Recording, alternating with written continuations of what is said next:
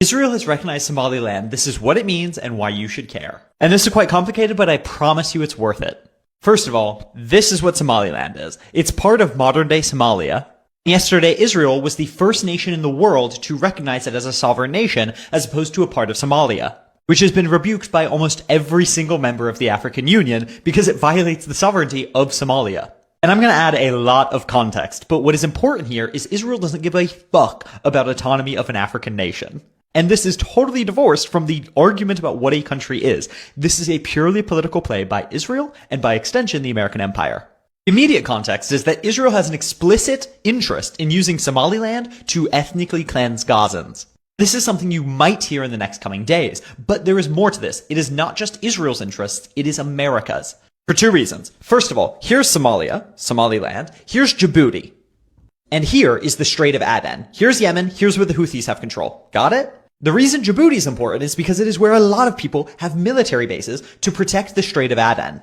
And importantly, America has one and China has one, because Djibouti is moving closer and closer to the BRICS countries, Brazil, Russia, India, China. And this territory is incredibly important to America because this is where the Houthis, Yemen's government in that area, did the previous blockade in solidarity with the Palestinian people against Israel. Do you see it coming together?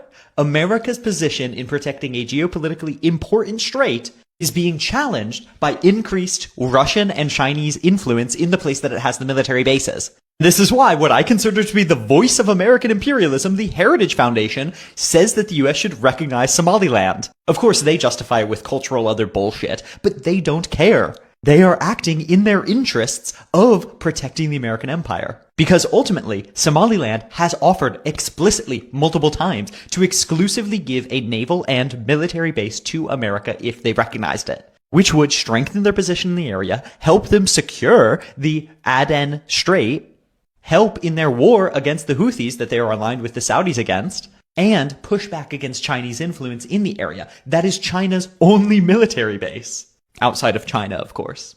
So when you have analysis of Israel being an outpost of the American empire, it becomes super clear what's happening.